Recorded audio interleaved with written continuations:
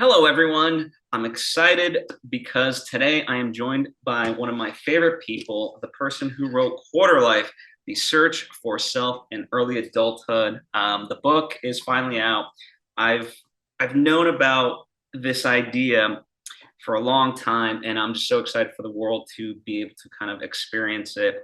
And I thought it would be fun to talk about the idea of quarter life and quarter life crisis through story, right? There's a Robert McKee quote that says stories are the creative conversion of life itself into a more powerful, clear, more meaningful experience. And because I love what this book presents so much, I wanted to, do it in a way that we can kind of get beyond just the typical interview. But before, of course, we do, please give people some context about who you are and just the book in general, right? Because of course they need that in order for the conversation to continue. Sure. Thanks for having me on. This is fun. So I'm Satya Doyle Byock. I'm a psychotherapist. I have a private practice in Portland, Oregon, and my focus since the start of my work has really been on what I call quarter life. Borrowing from the quarter life crisis, I try to talk about quarter life beyond the crisis, which is to say really identifying a stage of life that has gone by a lot of names, but most of them are either pejorative or they're generational, which is to say that they're really speaking about a specific group of people instead of a stage of life. So I talk about quarter life as the stage between adolescence and midlife. It's the focus of my work. I wrote this book, Quarter Life, The Search for Self in Early Adulthood. And that just came out in the end of July. So I've been talking about it lately and loving these conversations. I also run a little institute online called the Salome Institute of Jungian Studies. A lot of my work is really based in Jungian psychology, which has some Joseph Campbell influences, and certainly storytelling is a massive component of this. So I look forward to where you're taking us in this conversation today. Absolutely. Well, it was interesting. You and I were going back and forth about what stories we were going to talk about, right? And, part of it was we were trying to create a Venn diagram of what we've read and seen. And then we sort of landed on two interesting stories. And I don't think it's coincidental. So we did Wild and Into the Wild. And obviously both share the word wild. Both are books and movies, and though nonfiction technically, it's just like any sort of memoir. Although Into the Wild isn't a direct memoir, it's written by somebody else. Mm-hmm. They still have to fictionalize elements to tell the narrative of what the person's life story, or at least a section of it, is. And so, I guess in that sense, one of the interesting parts for me that I want to use as a jumping off point, what is this notion? Like, it feels like the more we get technologically advanced into things, there's this automatic trigger that we just have to go back to basics, into the wild, right? Like just experience nature. And I want to ask you, maybe it's a leading question, but is that coincidental, do you think? Well, I mean, both of these books are about quarter lifers, first of all. I mean, so Wild by Cheryl Strayed, right? Who I was actually listening to on a podcast this morning, coincidentally, and who I'm lucky to have as a neighbor, a few miles from here, in Portland. But she was healing from the death of her mother, as I think she was 22 years old, and she developed a heroin addiction and was really trying to save herself. And so for her in quarter life, going back to the wild, I mean, this is interpretive, but a core part of this stage of life when we're raised in, modern culture that is very divorced from nature is really to find our instincts again. It's to say, how can I listen to myself? How can I hear myself? Who am I? That requires going back to nature on some level, whether it's literally nature in the forests, in the oceans, out in the world, or some kind of deeper relationship with our bodies and instincts. And I think that, oh gosh, I'm going to mispronounce. Is it Christopher McCandless? Can you remind me of his name? Yeah, Christopher McCandless, or he adopted the name Supertramp. That's right. That's right. Yeah. So, his story that what is it, John Krakauer, right, tells in Into the Wild, Similarly, I mean, it's a great pairing that you selected because they really are doing similar things of like, how do I figure out who I am as separate from my parents, as separate from my childhood in the world now? And they both enter the wilderness to find themselves. Yeah, absolutely. And I always like to go so deep so fast, but to contextualize things. So you also, as part of like the quarter life theory, I'm going to call it, you have stability types and you have meaning types, right? So stability being this idea that, as the name implies, you're looking for some sort of guarantees in life, so the ground isn't so shaking. Meaning is, the idea that we're looking for purpose in something, and then can you also speak to the four pillars of of quarter life in terms of how it is? Because I think it'll be very important as we dive deeper into this Sure. story. Yeah. So, I mean, since we've already started with these books, I really see both Cheryl Strayed's Quarter Life and Christopher McCandless's Quarter Life. They're both meaning types, right? They're really trying to find out what does it all mean. And in both cases, they were struggling with the social expectations of them, I would argue. So these are sort of two meaning type people, as I would phrase it in my book. And they're searching for wholeness. They're searching for some quality of stability that they're comfortable with, and some sense of meaning in the world. The four pillars, which I do think are really relevant to these stories, are what I speak about as, I call them the four pillars of growth in quarter life. And they're really four important areas of focus for us as we find out who we are and who we are in relation to the external world in these years. The first one is to separate, and separation is an age-old cultural, ritualistic, even religious quality of coming of age, which is, how do you separate from childhood and parental relationships and the identities that you have when you're younger and really become who you are. It can be physical separation for sure. It's also a lot of psychological separation and transformation. So to separate is the first pillar. To listen is the second pillar. This is listening to yourself, learning to listen to your body, learning to differentiate what are instincts, what are imposed belief systems, to learn when you're hungry, to learn when you're thirsty. I mean, some really basic things that, again, one would maybe laugh that we have to learn these things unless you're in this stage of life, especially in modern Western society, arguably, where we've been so divorced from our bodies, it's hard to really know. So learning to listen is really learning to listen to yourself in myriad ways. The third pillar is to build, and that's really more of the discipline and willpower and hard work. It's less the receptivity of witnessing yourself and more really, how do you put into practice what you know needs to change, what you know needs to be created. And so, speaking of story, I often think of like the Karate Kid, the wipe on, wipe off image of the sometimes really repetitive, exhausting discipline required, very mundane, boring discipline sometimes required to get us to growth and even to sort of ecstatic success or ecstasy or spiritual growth or something, right? So that's to build. It's the discipline and the hard work. And the fourth is to integrate. The fourth pillar is integrating what we've learned, and often just witnessing and allowing the integration to unfold. So often the pillar of integration is celebrating and noticing, oh my gosh, something happened. All this work that I've been putting in, all of this witnessing and inner witnessing and labor, outer witnessing and labor, it's coming together and things are starting to happen. That's the fourth pillar. Gotcha. I'm interested. I want to just push back politely, of course, and for fun. But like, so with Wild, you mentioned that's a meaning type, and I think definitely there's an element to that. But I think I want to get your idea on what if it was also a stability type? Mm-hmm. Because so one of the differentiating things is that story with Cheryl. She kind of does this because she lost her mother, right? And Sure.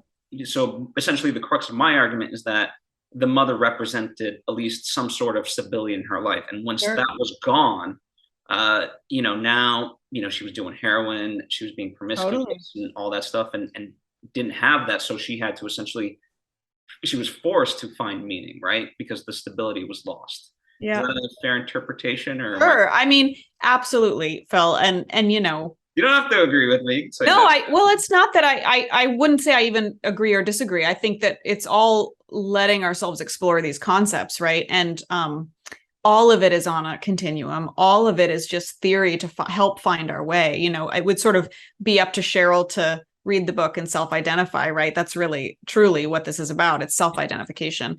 But I think that's right. I mean, I talk about in the book that stability types in crisis sure look like meaning types, right? If somebody was sort of climbing these ladders of stability and then the whole staircase fell apart, they're in crisis, they're floundering and panicked and flailing.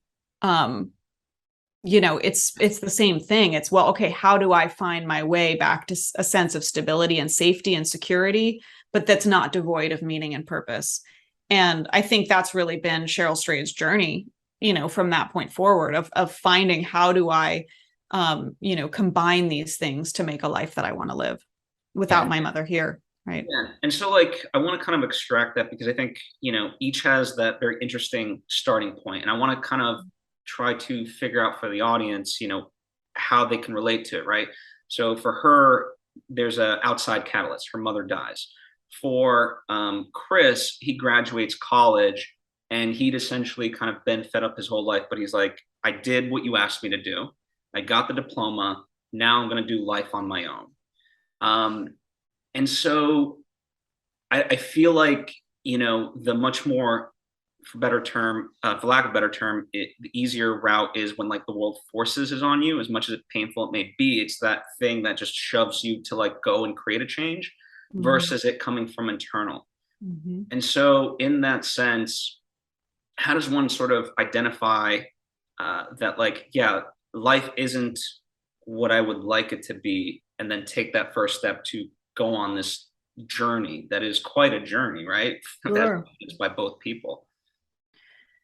Sure. I mean, in his case, it was a very courageous act of separation. I mean, his story it's an excellent quarter life story because he was very clear. This life that my parents raised me in, this life that of total stability, kind of white bread, middle upper class, whatever.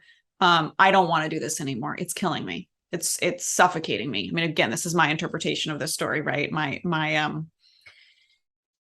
way of understanding it, but he really knew from his gut, this isn't working for me and I don't want to do it this way. Yeah. And so he listened to that. I think the very vast majority of folks don't listen, don't know how to listen.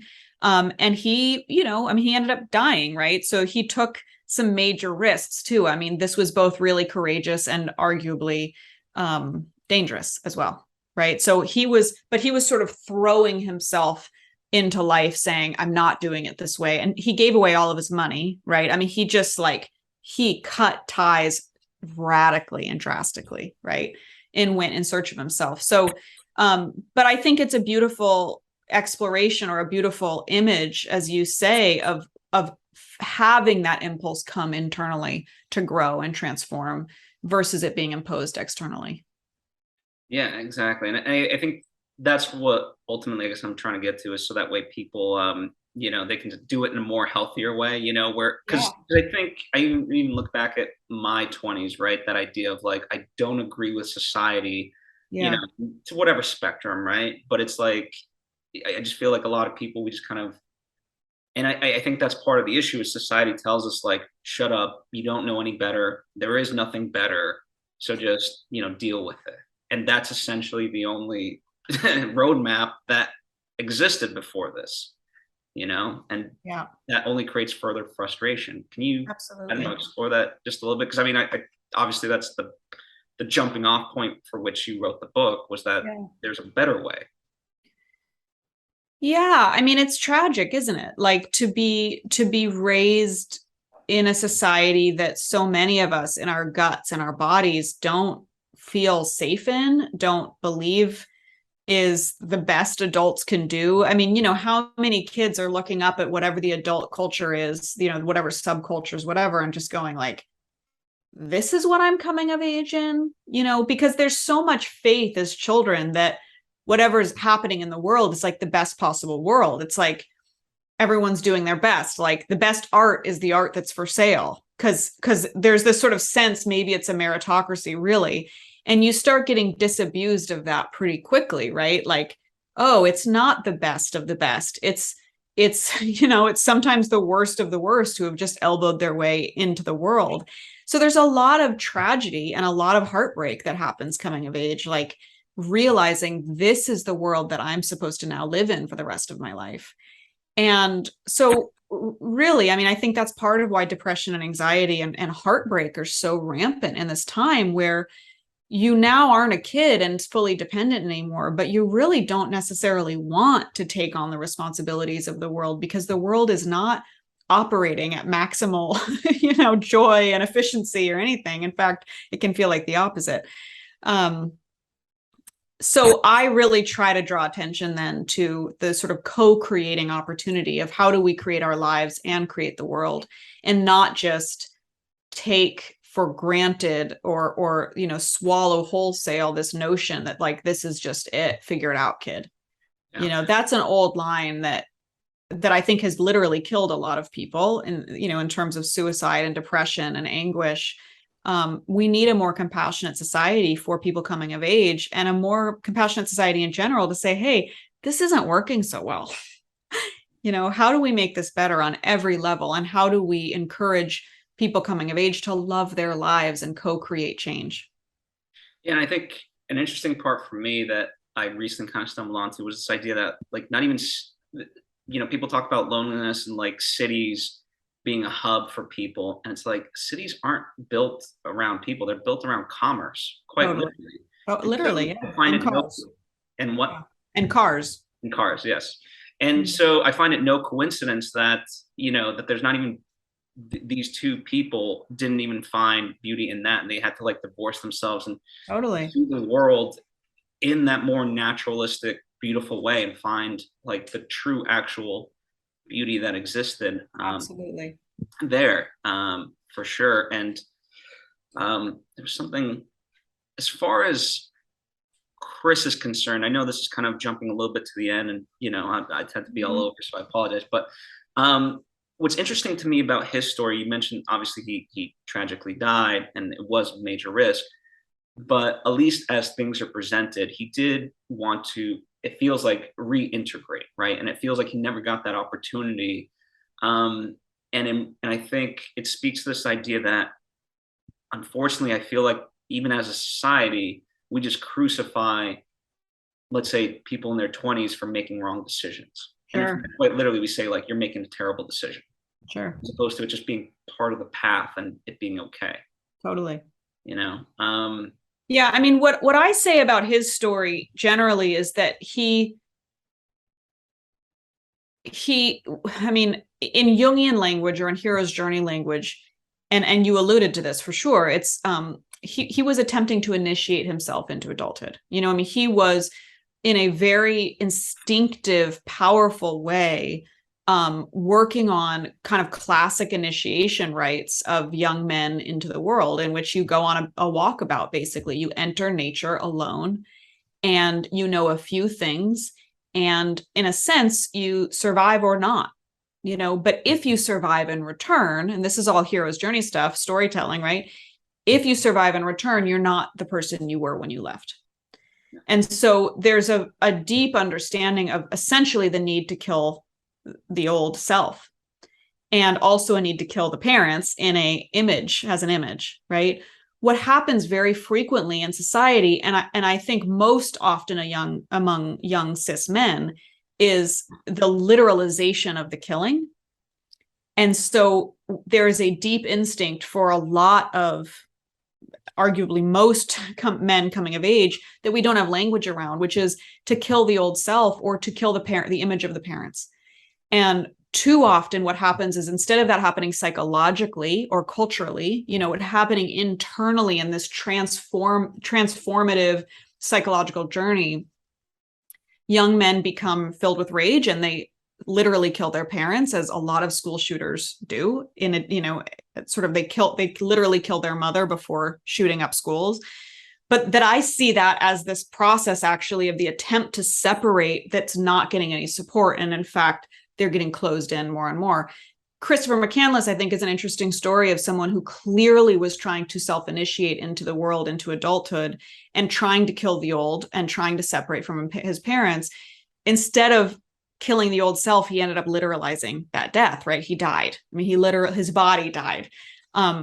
Arguably, if he had survived and come back, it was a series of accidents and mishaps that led to his death, in addition to a lot of risk taking. But what happened was a series of mishaps. If he'd come back, he would have absolutely been a different human than when he'd left, right? I mean, so much growth and transformation would have happened for him. So there's the tragedy there. And I think, as often also happened on those early initiation journeys, that younger men wouldn't return from those walkabouts or those journeys of initiation. So it's a powerful story. Yeah, it is. And I think one of the powerful aspects of it to me was, I think his name is Ron, the older man that he meets along, like it's basically the last person or so it's presented that he essentially forms a bond with. Mm-hmm.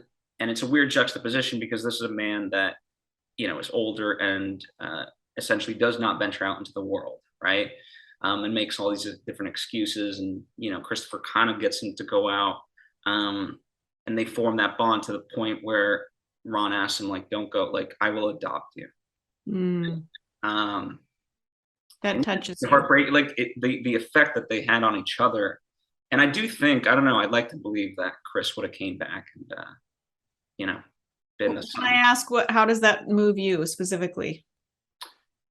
Because I think, when we talk about quarter life in general, you kind of mentioned it, the separation of generations, right? The older generation sucks, the younger generation, they don't know what the hell they're doing. When it's like, I think for me, part of the pandemic was learning that I've gained a lot more empathy for older generations of like, yeah, things aren't great, but in my heart of hearts, they were doing the world was pretty fucked up back then. So they were doing the best they could equally, right? And they didn't have the right tools, they didn't have the right language. So we're better off in that sense. So I can have empathy, but I want it vice versa too, right? And so it felt like, without it being overt, like that was the subtext of what those two represented. Yeah. So. Yeah. Wow. The cross-generational, the sort of older man really seeing this younger man and saying, like, you don't have to do this alone. Don't put yourself in danger. Like, be my person, be my partner, be my adopted son, whatever. Yeah. Yeah. And then, because I think Cheryl, she didn't have as much of that, at least as it was presented.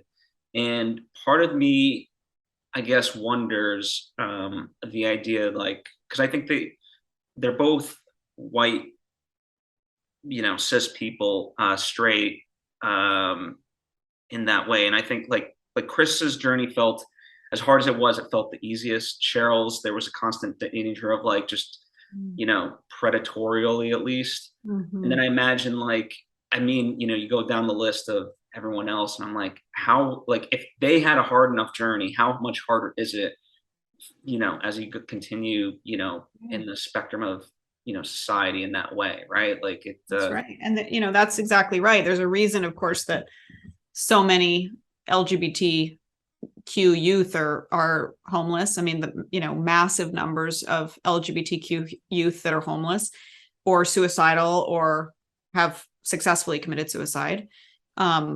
It's a tragedy. I mean, and that's just speaking about that population, but you're absolutely right, and how many young people are initiating themselves on the streets of cities.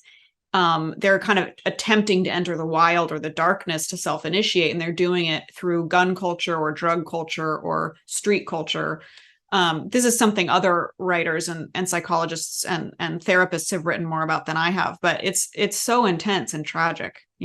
Michael Mead is a wonderful resource for this, for especially working with young men or returning vets, or there's a lot of wonderful folks dealing with urban youth, and trying to understand, like, we are not raising people well. And for the most part, as you put it, as you articulate, adults are making it harder. They're not making it easier. They're making it harder through ridicule or judgment or lack of empathy, whatever. And so the number of roadblocks in the way for people who don't have white privilege or economic privilege is extraordinary. Cis privilege. How do you what's that fine line between, because I'm of the notion, like, when you enter 18, right? I know legally people are adults, but I also like to look at them like you now have responsibility, but at the same time still have like that side of empathy, and that people can make mistakes. Like, how do you view that fine line? Because just to kind of add further context, I think quite literally by Cheryl and Chris going out into the wilderness, they wanted that sense of responsibility. That's right. Literally for their life. Mm-hmm. And I think so. I don't know. I think for me that is an element of it, of that sort of, not self-reliance, but I guess maybe for them. But at the same time, I think, I don't know. I don't think it's black and white where it's like you now fully, like, that rugged individualism, separate of a communal aspect being there to support you. And so I'm just curious.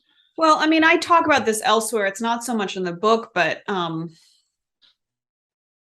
the fact, the very strange way that we identify adulthood, at least in America, but again, I think it's most of the Western world on some level or another.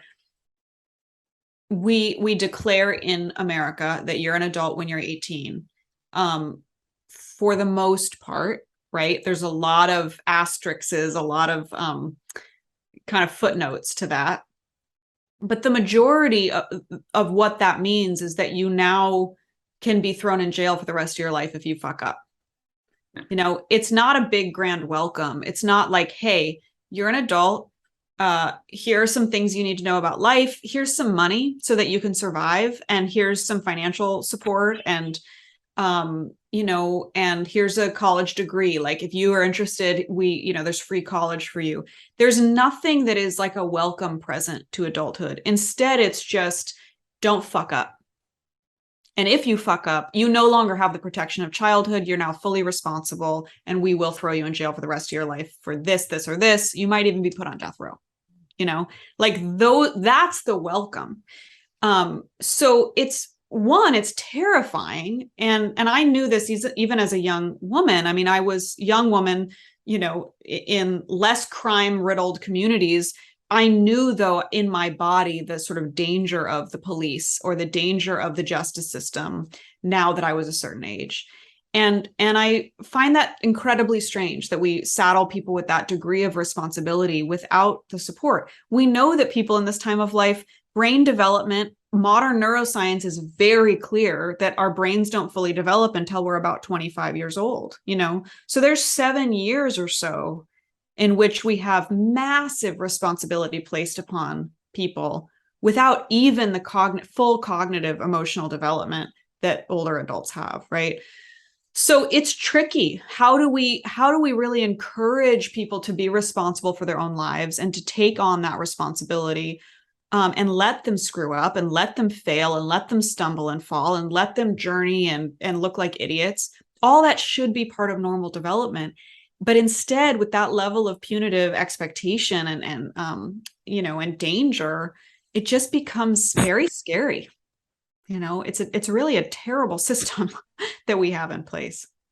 Yeah, and I think too, certainly it felt a little bit maybe more part of Cheryl's narrative, but the idea that, like, I did everything that I was supposed to do correctly, right? And that I'm not happy. I'm not where I'm supposed to be.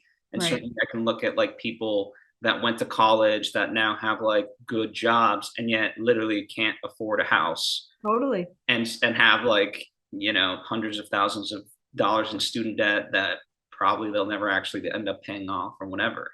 Right. So can you speak to that sort of, because it's like, this side of it is, yeah, if you fuck up, right? Which is I guess in some sense you could be like, okay, well, I understand at least like there's maybe a fairness to it. This is the opposite. You did what you were supposed to. So where's the reward? Totally. I mean, it goes back to another thing you said earlier of like, to me, when you said cities are really built around commerce, I think of adulthood also as being built around commerce and the economy, that we're not raising adults to be extraordinary citizens or extraordinary family members or friends or to be a part of a community or we are raising people to be a part of the economy. And in that, nobody is really watching out for the person, right? So it's like colleges compete for the attention of people in their late teens and their parents. They just keep raising the cost of that, but the expectation is still that young people go to college. So however much they raise tuition, that's just what you got to pay, right? And on and on.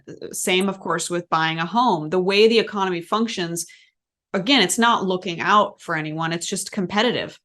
And so the folks who do everything right, as far as we at least used to define it, and adulthood, I talk about this a lot in the book, but it's like what we understand as being a successful adult is a very white, heteronormative, middle class notion. It's totally constructed, and it's constructed around acquisition of things, acquisition of stability, but also a mortgage and a college degree now, and whatever. So it's no surprise that people climb this kind of ladder to nowhere and then end up going, wait, what? Now I'm trapped. This isn't what I wanted, right? It's a false bill of goods. I mean, we are not set up to support people to enter life independently and feel satisfied at the end. Yeah. And so for that reason, I want to explore integration more because, we obviously don't, we could speculate about Chris's reintegration, but Cheryl did, right? And I think, she's certainly written great books, has a wonderful podcast, and it feels like she's found her footing. And doesn't mean to say that she doesn't struggle and things of that nature, but so in that sense, I think a lot of times we talk about like the hero's journey, and then there's of course the return, which ends up being like such a side note because it's no longer the interesting part. But even Stephen Pressfield explores it in The Artist's Way, is like, now that you've gone on this thing, now like if you as an artist, if you want to create, it's very much the routine, boring of like wake up, type at your computer if you're a novelist, and like rinse, wash, repeat. And so it doesn't sound sexy whatsoever. And that's why it is fascinating to me, is like, how do you like maintain that spirit of I found myself, and maybe a sense of optimism in this sort of return to the society that we're talking about? Well, a key part of the hero's journey component, as far as Joseph Campbell kind of broke it down, is this idea of bringing back the boon. The idea of I went out, I journeyed, I was challenged, I almost died. Usually, I survived. I learned this extraordinary thing. I mean, you can think of this as like Buddha's journey, Siddhartha's journey. He found the key to enlightenment, right? Now he can't come back to society and just hand out enlightenment, but he can do his best to translate what he knows and offer that back to others.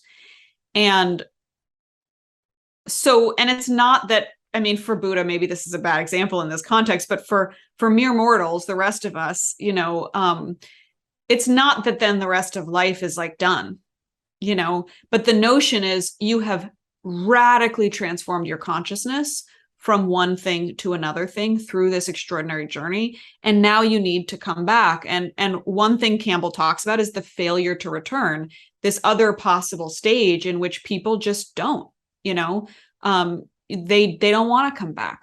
They don't want to come back to society and bring what they know. They're too horrified by it. And this is on some level, the Christopher McCandless story is he, quote unquote, failed to return. He literally died instead of this self-initiation of psychological death, spiritual or symbolic death, but other folks, let's say, well, it could be a million things. Maybe you go I don't want to speculate because I don't want to judge anybody's journey and I don't want to inadvertently do that. So, but there's a notion of the failure to return, right? So part of the goal here, and I think Cheryl's a great example of this, is she came back, and in the coming back, she returned, but her work then on some level just began to translate everything that she had learned and experienced into storytelling and into teaching and into advice giving with her Dear Sugar podcast and writing and column, is how does she translate this self-development and creative development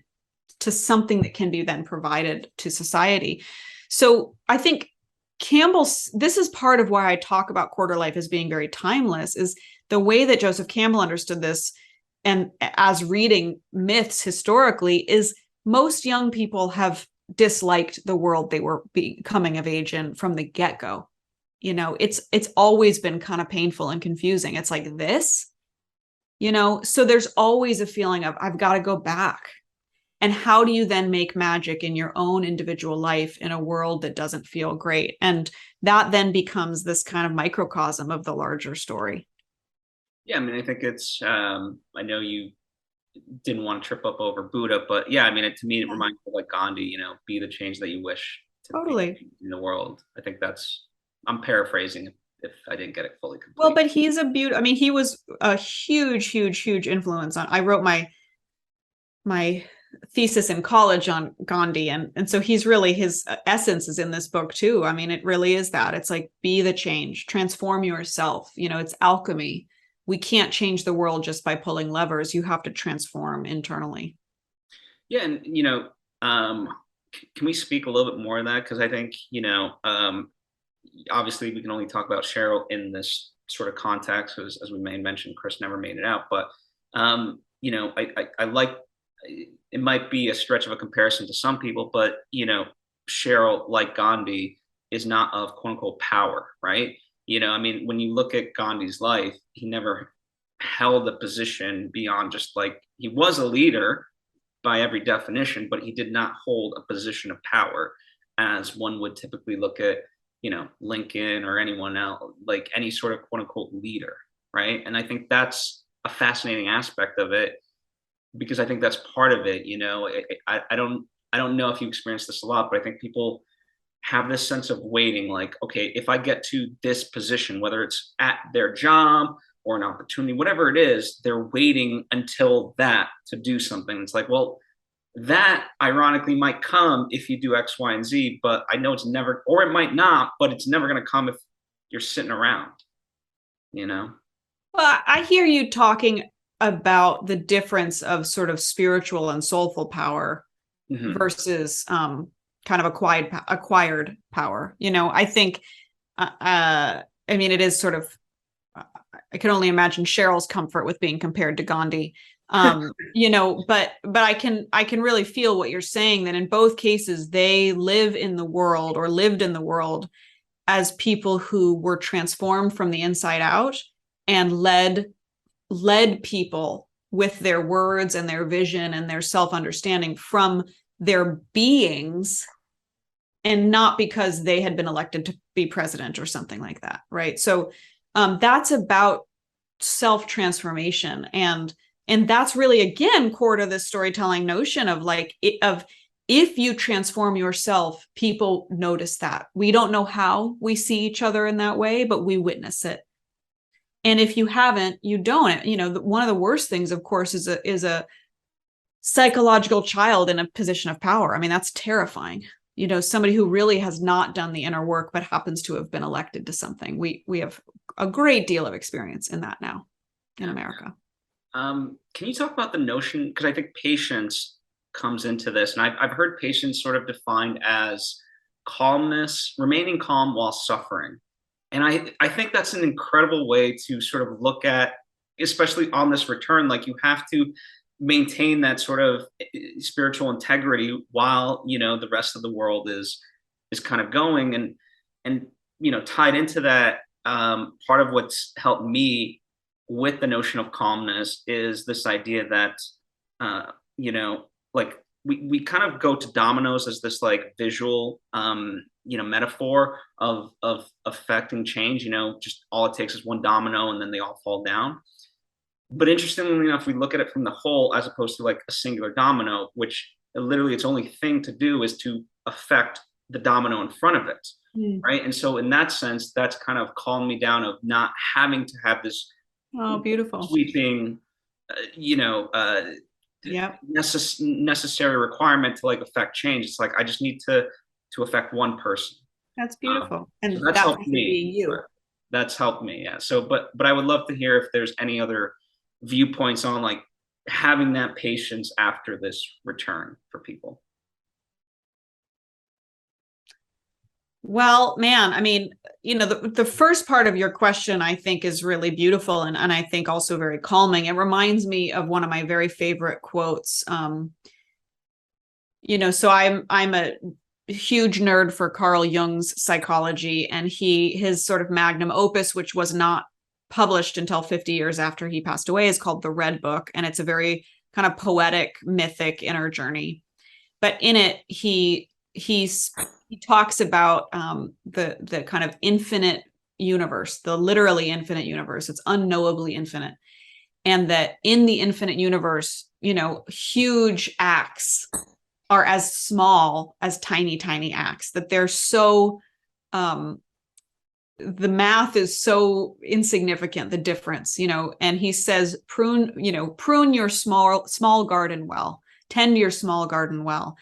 And it's very similar to Gandhi's message. It's very similar to this domino metaphor it's you do you deeply and powerfully and beautifully. Make yourself the art of what we're trying to do in the world. And you never know what effect that has. You never know how many people you end up influencing. It's very different, of course, than social media culture or capitalism of trying to acquire followers and trying to acquire buyers and all that kind of stuff. It's a much slower, more patient, more quiet method. So, as regards how that happens with the return, I mean, I think it's part of the whole journey of just really trying to keep one's focus in a beautiful way on one's own life versus in a self-obsessed way or self-hating way on one's own life. Yeah. Yeah. And I think as we sort of wrap out, an interesting component and, part of why I love stories is because there is that interpretation and self-projection. Sure. But I look at, I think when we talk about myths of society, there's this whole notion of like how long someone lives, right? And for me, I'm less interested in the length of life, more interested in the width of life. Sure. And I think in this way, like when we talk about this search, like I think that to me is what we're trying to find, is how to have the most meaning at any given point, rather than just say like, oh, I live to be 100. It's like, but what did you do? Sure. Well, and who were you? Yes. Can you speak like, I don't know, speak to that question, because I think it's 3 words, but very. Well, I mean, I say this when I hear somebody in my practice or, again, in Quarterlife, that's just my focus, but say that they are scared of dying. What I know from what that person has expressed, that they have a fear of death, is that there's something in this life they haven't done yet.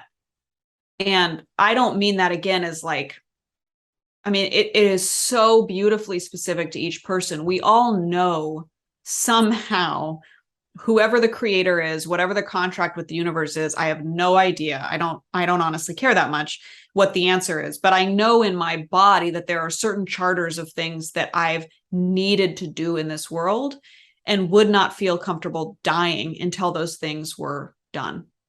And, so when I hear people fearing death or fearing the end of life, it's like, well, what's undone, for you specifically, for that individual's soul specifically. People who really feel like they're in alignment with life aren't that worried about dying or the length of their life. People who are obsessed, I think, with lengthening life, or like, I've never understood this whole desire for immortality thing. It doesn't resonate for me at all. But I think, as you're saying, I mean, the sort of width of life, like how deeply have you lived, right? And then the length isn't really that important anymore. Yeah, and I think that's a nice way to sort of tie it, because like, in some sense I was worried we forgot about a little bit about Chris, but as tragic as his life may seem, and again, it's part of it, it is speculation, but all intents and one is led to believe that he died a peaceful death. Mm. And yeah, that there is something interesting to it. That he lived ultimately, like, of course, I'm sure he wanted to continue, but it's like, you know what, if that was his path, that was his path. And even for me, like, I kind of do look at it, I can, like, there's many things artistically I want to create, but because I have this presence of moment, at least I try to most times, that if for some reason I never got to it, it's okay, you know. Yeah. Um, And then really witnessing what's the thread in that? What's the most important component of it? What's the unifying element that's saying this is what needs to be born into the world? This is what needs to come into form, or this is what needs to transform in myself. I think that's where the listening comes in, of just really noticing as clearly as we can. Oh, it's not really about that or that. It's about this. Like, we get more and more refined when we hear ourselves and witness ourselves. And there's something about the reality of mortality that makes that possible, that really deep self-witnessing, and says, hey, you better focus and pay attention. Right. And it's interesting, in both of their stories, both Cheryl and Christopher, death played a major role in one way or another. It sharpened focus in some way. and certainly too, he outlived that death, right? I mean, the fact that we're talking about, Absolutely. Yeah. I think one really died. Like, I think Steve Letter talks about it, there's the physical death, but then there's, I don't know what the term is, but right now he's not dead until we all forget about him. The fact that my dog Chloe agrees. But yeah, you got to take her out. It's time. She knows. It is. No, I think it's the sworn enemy of the mailman. Is there anything? Chloe?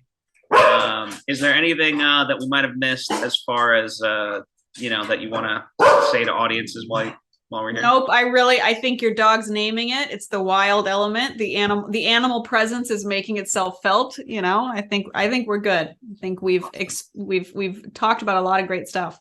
It's been fun. Well, I appreciate you going on this journey. I try very much not to ask surface level questions, and I appreciate your willingness to just dive in the deep end. Yeah, it's fun. It's fun. Thanks, Phil. And yes, if you have not picked up your copy, Quarterlife is out. You can get it in Amazon and bookstores and all that. Is there a preferred method? I mean, I know I've listed the most corporate versions, but no, it's all, whatever will, whatever. It really doesn't make a difference to me. I've been pushing the book on bookshop.org a lot, or local bookstores, but the truth is Amazon moves a lot of books, so wherever. It's great for authors. Well, thank you again so much. Yeah, thank you, Phil. Pleasure.